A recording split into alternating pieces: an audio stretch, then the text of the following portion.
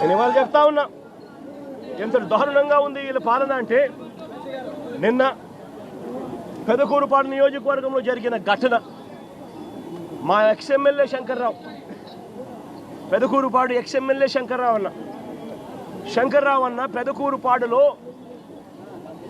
ఈ విపత్తు వల్ల, వరదల విపత్తు వల్ల జరిగిన నష్టాల్లో పాలు పంచుకుంటూ రైతులకు ప్రజలకు తోడుగా ఉండేందుకు తాను బయలుదేరుతూ ఉంటే, తాను వెళ్లకుండా కారును అడ్డగించి, ఒక ఎమ్మెల్యే కారును, ఎక్స్ఎమ్మెల్యే కారును అడ్డగించి ఆ కారును పగలగొడతారు. తాను వరద బాధితులను చూడకూడదట, వరద ప్రాంతాన్ని తాను పరామర్శించకూడదట. నిజంగా వాళ్ళు అనుకుంటా ఉన్నారు, ఇలా ఎవరూ కూడా పోకూడదు, ఇలా ఎవరూ కూడా చూడకూడదు, ఇలా ఎవరూ కూడా మాట్లాడకూడదు. ఇలా జరిగింది అని అంటే చంద్రబాబు నాయుడు గారి హయాంలో జరిగిన ఈ తప్పిదాలు బయటికి రావు అని వీళ్ళు అనుకుంటున్నారు. అయ్యా చంద్రబాబు, ఇవన్నీ తాత్కాలికమే. నష్టం జరిగింది ప్రజలకు, కష్టం వచ్చింది ప్రజలకు, దెబ్బ తగిలింది ప్రజలకు, నొప్పి కలిగేది ప్రజలకు. ఆ ప్రజలు చంద్రబాబు నాయుడు చేస్తూ ఉన్న ఈ తప్పులను ఒకదానికి ఒకటి యాడ్ చేసుకుంటూ పోతా ఉన్నారు. యాడ్ చేసుకుంటూ పోయి శిశుపాలని పాపాల మాదిరిగా మీ 100 తప్పులు కూడా వేగంగా ముందుకు పడతా ఉన్నాయి అడుగులు. మీరు భూస్థాపితమైపోయే రోజులు కూడా త్వరలోనే వస్తూ ఉన్నాయి. మీరు మీ పార్టీని కూడా గుర్తుపెట్టుకోమని కోరుతా ఉన్నా. ఇక్కడ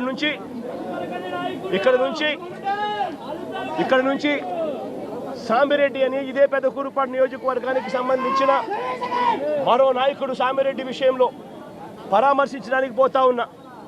తాను గతంలో మార్కెట్ యార్డ్ చైర్మన్గా చేసిన వ్యక్తిని కారు అడ్డగించి, కారు ఆపి తన కాళ్ళు తన చేతులు రెండు కూడా రాడ్లతో కొట్టి చనిపోయాడు అని చెప్పి తనను వదిలేసి వెళ్ళిపోయిన ఘటనలో తనను పరామర్శించడానికి పోతా ఉన్నా. నిజంగా ఏం జరుగుతూ ఉంది? టాపిక్లన్నీ కూడా ఎవరు కూడా జెండా పట్టుకోకూడదు, ప్రజలెవరూ నిలదీయకూడదు. చంద్రబాబు నాయుడు గారు అనే వ్యక్తి ఎన్నికలప్పుడు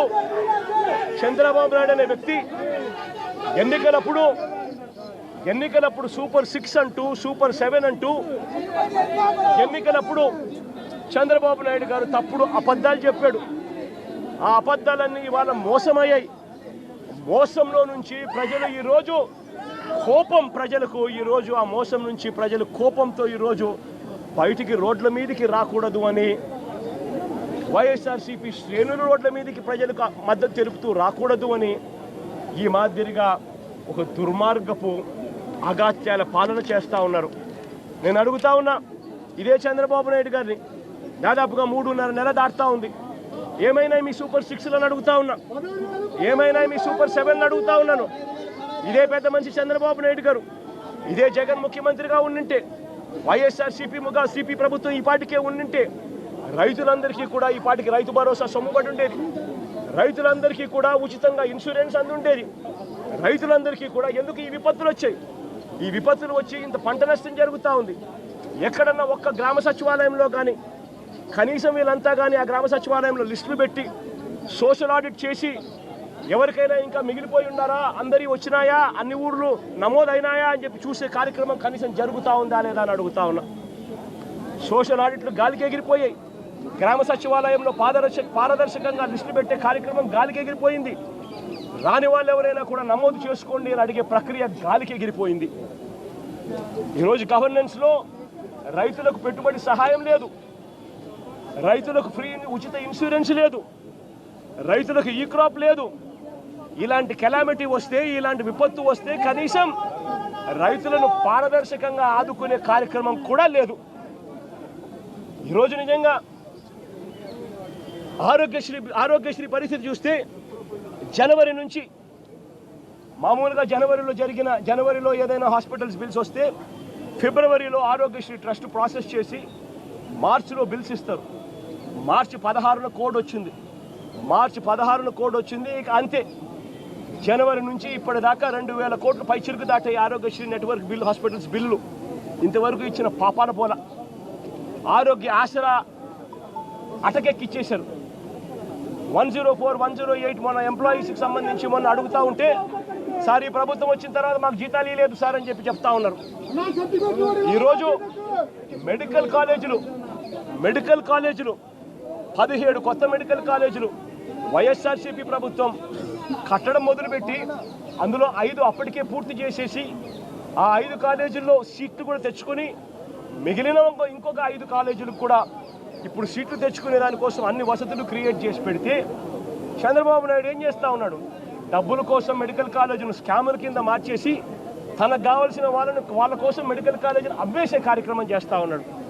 0 వేకెన్సీ పాలసీ తీసుకొచ్చి ప్రతి మెడికల్ కాలేజీలోనూ ప్రతి గవర్నమెంట్ హాస్పిటల్లోనూ ఉండాల్సిన డాక్టర్లు ఉండేట్టుగా, ఉండాల్సిన నర్సులు ఉండేట్టుగా 0 వేకెన్సీ పాలసీ మేము తీసుకొని వస్తే ఈరోజు మళ్ళీ హాస్పిటళ్లలో మందుల కొరత, హాస్పిటళ్లలో నాడు నేడు ఆగిపోయింది, హాస్పిటళ్లలో డాక్టర్ల కొరత, హాస్పిటళ్లలో నర్సుల కొరత, ఆరోగ్యశ్రీ బిల్లులు ఇచ్చే కార్యక్రమం లేదు.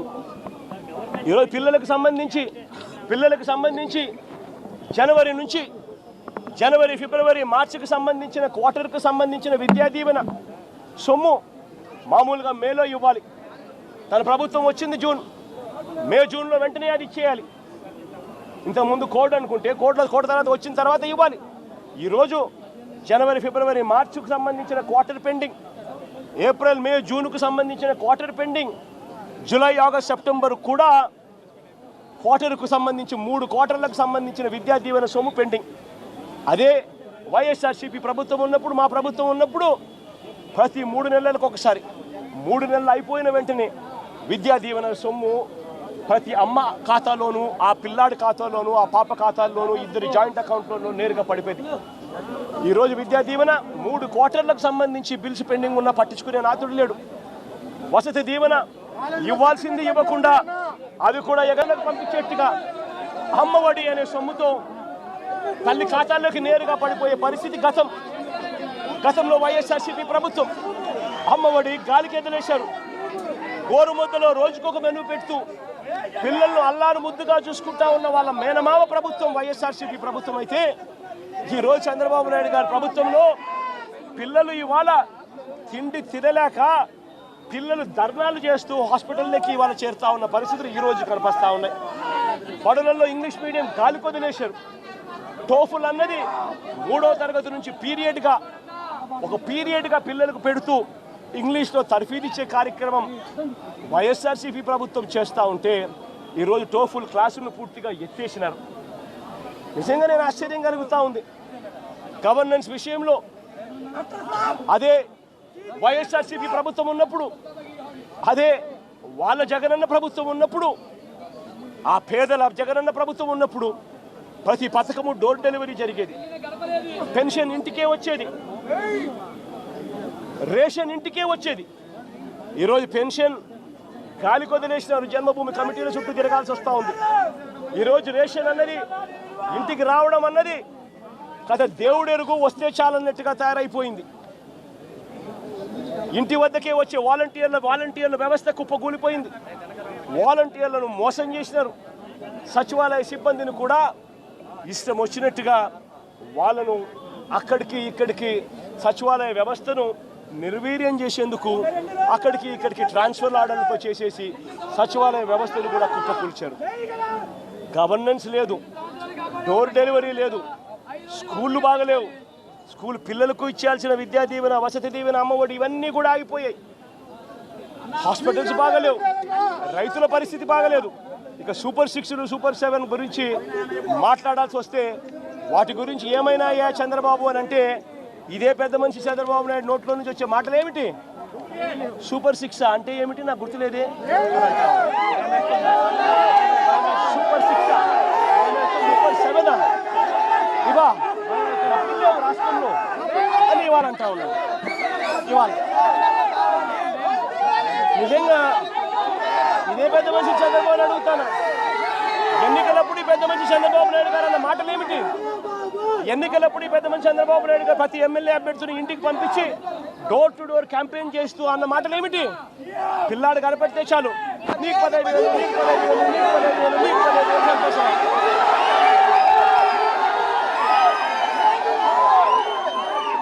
ఇంట్లో నుంచి ఆ పిల్లల అమ్మ బయటకు వచ్చింది అని అంటే, ఆ అమ్మ బయటకు వచ్చిందనంటే, ఆ అమ్మతో పాటు వారి చిన్నమ్మనో వారి పెద్దమ్మనో బయటకు వచ్చిందనంటే నీకు సంతోషమా?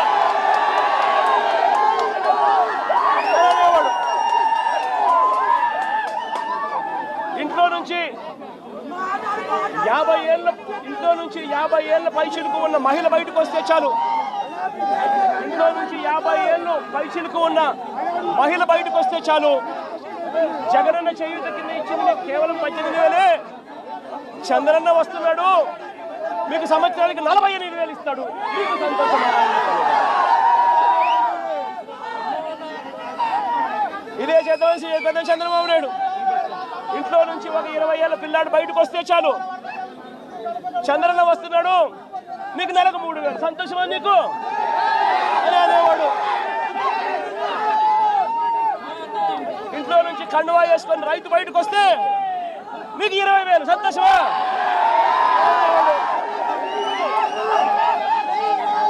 అడుగుతా ఉన్నా, సూపర్ 6 అన్నావు, సూపర్ 7 అన్నావు, ఇంటింటికి వెళ్ళి అబద్ధాలు చెప్పావు, మోసం చేస్తా ఉన్నావు.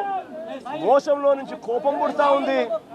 ఆ కోపంలో ప్రజలు రోడ్డు ఎక్కకూడదు అని చెప్పి, ప్రజల తరపున ఎవరు ఉండకూడదు అని చెప్పి ఎంతటి దుర్మార్గంగా కేసులు పెడతా ఉన్నారు, ఎంత దుర్మార్గంగా పోలీసు వ్యవస్థను మీరు వాడుకుంటా ఉన్నారు.